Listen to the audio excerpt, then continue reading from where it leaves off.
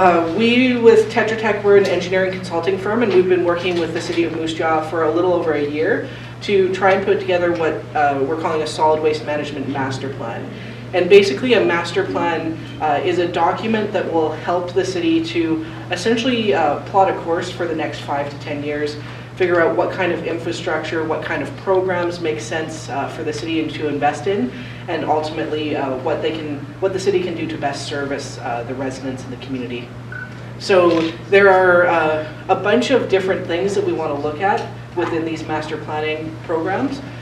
So there are 6 main items that we want to make sure that we include.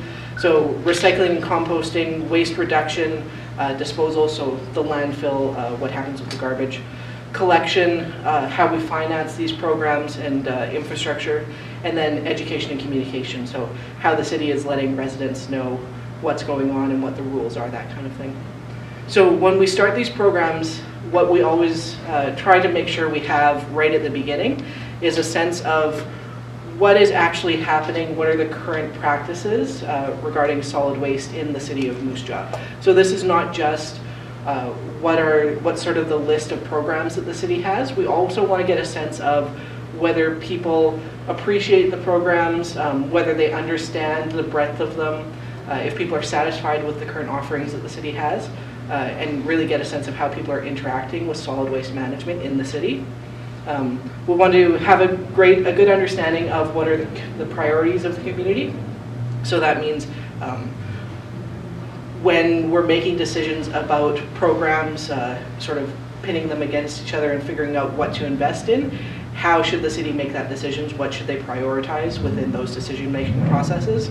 And then ultimately what we're working towards is developing a framework so that decisions can be made now, but also in 8 years or 10 years, because we never really know what's coming down in the future. So we want to make sure that we have enough of a framework that decisions can sort of be consistent and be made throughout the years. So the city has defined essentially a 3-step process.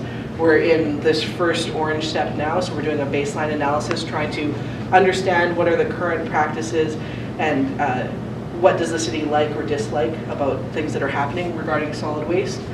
Stage 2 is going to be formulation of a strategy, so looking at different options for programs and infrastructure investments that the city will make in the next few years. And then step 3 is going to be looking at sort of implementation of that strategy, so what happens when, what types of resources need to be in place, and then ultimately there will be some implementation and ongoing monitoring and evaluation of those programs. A big part of these consultation processes to make sure that the plan works for the community is to make sure that we get a lot of public feedback. So tonight is part of that process. We are hoping to get a sense from you of how you feel about the solid waste management system, get your feedback about those existing services and your preferences so that we can guide the solid waste management process, and then ultimately understand your priorities and set some future goals for the city. So we are at the start of this process, which means that this is going to be fairly high level. The city hasn't made any decisions about what the options might be, what future program changes might be, so that's not the goal of this evening. Really what we're trying to do is get as much public input as possible to the start of the process so that we can sort of develop programs that make sense for the community. So as we go through this, it would be great if you could think about, for sort of each topic, what should the city keep doing, what should they start doing, and what should they potentially stop doing? So what are the things that sort of bug you about the existing programs? And as you go around the room, you'll see that those are the pieces of feedback that we're hoping to get from you tonight. So I've talked a little bit about waste. So within this process, we're really looking at municipal solid waste. And municipal solid waste refers to all of the refuse that is generated in homes, in businesses, in commercial enterprises, in institutions. And that includes the garbage, the organics, so the food waste and the yard waste, and the recyclables. We also are including in this sort of the household hazardous waste.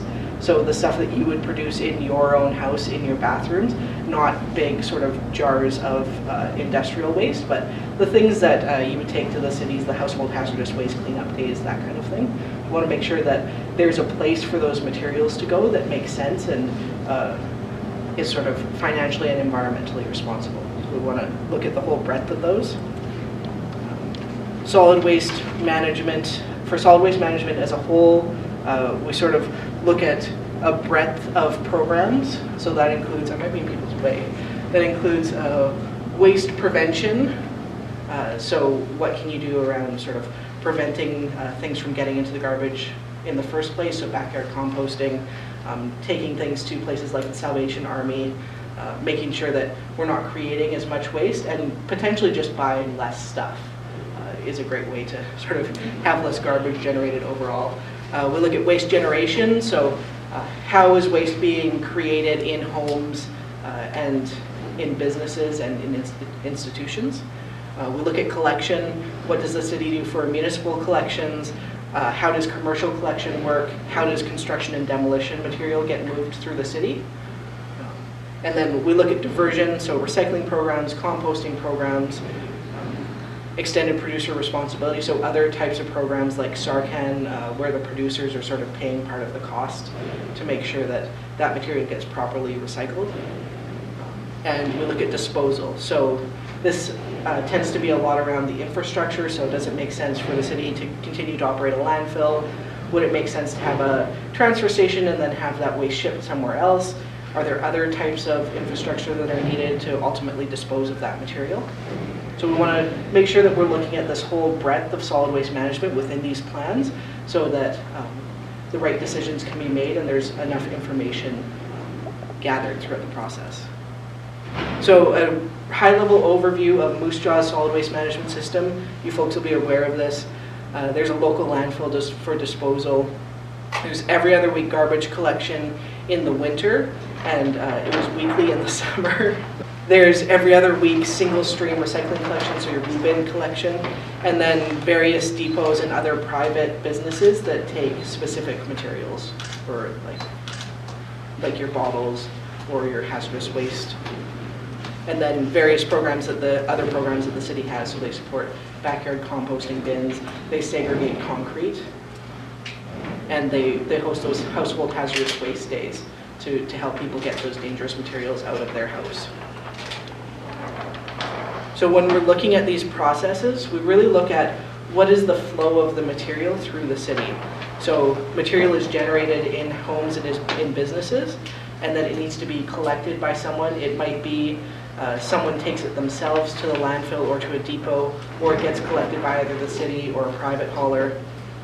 That material can be taken to the landfill for disposal, and it just sits there for thousands of years, or it's potentially sold onto material markets.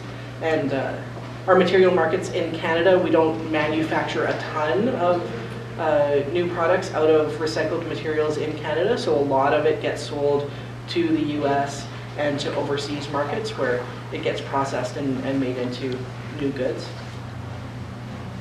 A big part of what we look at the start of these processes is what is actually going to the landfill.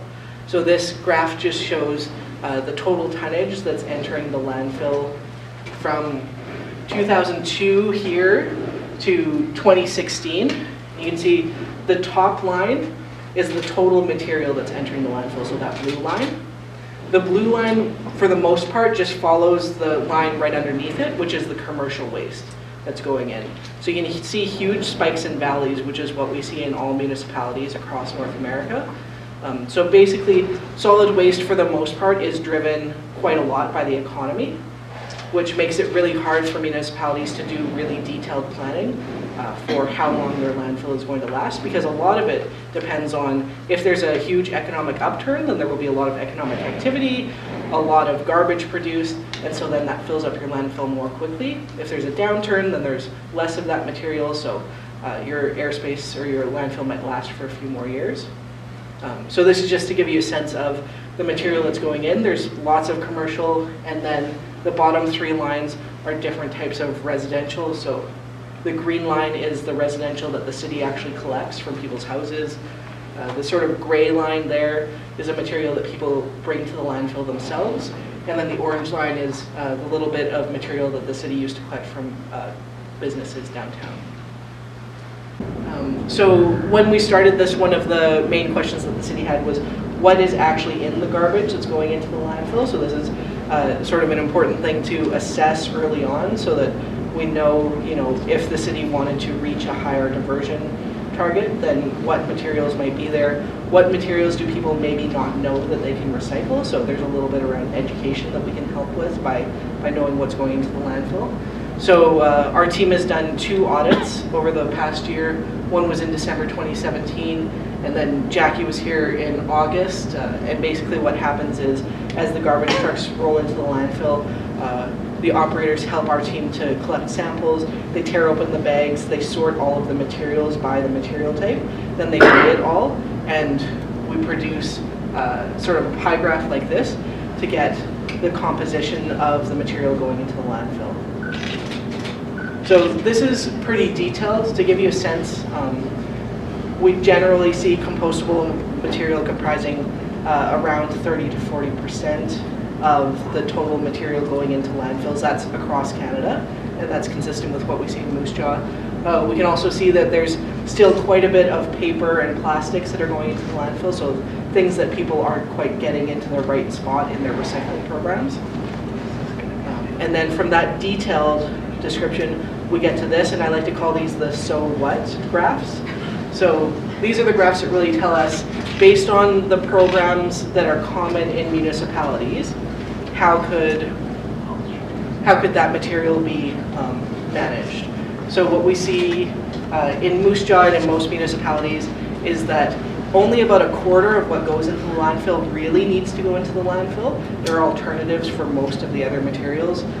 So we see around an average of around 40% compostable materials, an average of around 20% recycling, and then an average around 10 to 15% other divertible materials. From that, what ultimately we want to look at is, okay, so there's all these materials that could potentially be diverted. What are the programs that already exist that people could be using, and where they maybe not really getting what they're supposed to be doing? So probably the biggest program in Moose Jaw is the residential recycling program. So everyone has bins, and they're meant to put their recyclables from their home into those bins. So that's been in place since 2016. You started that program, right? So that's somewhat of a new program, and we have the sense that people are sort of getting up to speed on that now, and are starting to put more materials in those bins. And then there's a bunch of other opportunities that are more sort of drop-off depots and drop-off services that people can use. So there's Silver Star that has the scrap metal recycling. The Salvation Army takes textiles and other sort of household furniture type of things. There's diversion programs for automotive batteries, for used oil filters, beverage containers, electronics, hazardous waste, roofing materials, and the city segregates concrete. So there's all of those segregation programs available, and so it's just a question of how people are sort of using them. Ultimately, what we know from experience working in Canada and in other places is that a huge driver for how much people actually divert is how it's collected. So generally speaking, people will divert more material if the service is easier for them to access. So a recycling depot would generally collect less material than a recycling program that collects material from your house, for instance. So we look at different collection processes, how the material is collected from residential sector, from commercial sector, and in construction and demolition, and that has an impact on what types of services the city might offer. To give you a sense of the landfill here in Moose Jaw, who has been out to the landfill here? Okay, most people have. Cool. I personally, as sort of a solid waste nerd, tour all landfills when I go to like places, which I highly recommend because you get a really good sense of a community based on sort of their solid waste infrastructure. That's my own opinion. But so the landfill has been here for a few decades. There was a permit that was updated in May 2018. That's a 3-year permit, so it'll expire in May 2021. And the city will have to go through a new permitting process to keep that landfill open if there's still space in it. There's a requirement for the city to do some environmental assessments and to produce a closure plan over the next year because we know that the landfill is nearing the end of its life. And estimated closure, I have 3 to 5 years here, so 3 years on the low end is if there's a lot of waste that ends up going into the landfill. 5 years is sort of a more likely. We had put together sort of an analysis of what is the absolute maximum, and it's a little higher than that even, so it's really dependent on what economic activity sort of happens and what permit process, sort of what happens with the permits and the environmental regulations, because there are a lot of changes happening in Saskatchewan currently, and the province is trying to figure out what the rules should sort of be moving forward. Who feels like they have sort of a sense of how a landfill works? A few people. So I'll give you just a general overview. This is just a picture that I stole from the Ministry of Environment from a presentation that I went to. So generally, a landfill is a big hole that we're putting garbage in.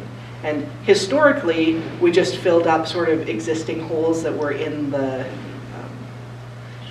in the surroundings. So I'm personally from Lethbridge. Around Lethbridge, we just filled up coulees and just like dumped it off the side of the hill kind of thing. But modern landfills, what we're looking at is we essentially dig a big hole, do an excavation, we line it, we line the landfill with a compacted clay liner or with other synthetics and geosynthetic materials, so that traps all of the water that is percolating from the top to the bottom. And as that water goes through all of the garbage that's in there, it collects the contaminants that are in that material. So that water gets collected at the bottom. We call it leachate. The leachate then gets pulled out for some system and it gets treated. Sorry, I keep hitting this.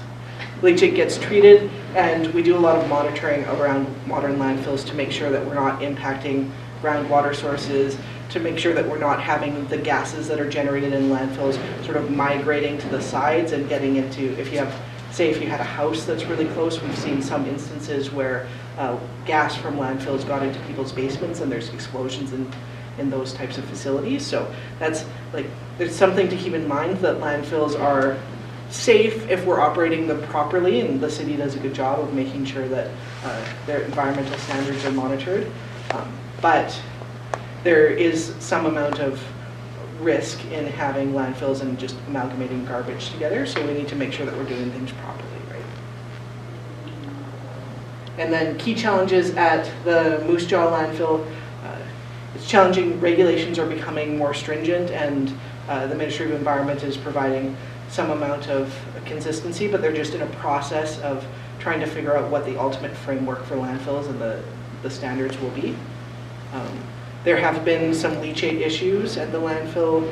Historically, there were some litter issues, and then there's a water course that's relatively close, I would say, about 400 meters. It runs along the highway there. So just for a sense of the finances, the city has a number of different revenue sources for solid waste. So big ones are the garbage, the residential collection fee. The tipping fees that are paid at the landfill is a big source of revenue, and then the fees that are paid for collection of recyclables. And then in terms of expenses, the expenses are split amongst a greater number of places where the city is spending money, but generally what we're seeing in Moose Jaw and across Canada is that costs for managing solid waste are going up, and that has to do with regulation, has to do with just the cost of operating the equipment, the cost of doing business, and then the cost of all of the other things that we do. So there's a general sort of trend that it's costing more, partially because, especially in Saskatchewan, there weren't a lot of rules that municipalities were being held to in the past, which made it very inexpensive to landfill here. So everyone's costs are going up because there's more standards now. So Really what we're hoping to get from you for the most part is a lot of feedback. So I'll go through what happens next first, and then we're going to get you moving around the room and giving feedback directly and writing some things down. So the solid waste management master plan is being developed through 2019, so we'll spend a few months trying to figure out what is the vision and mission, and then what does the city want to do in the next 5 to 10 years.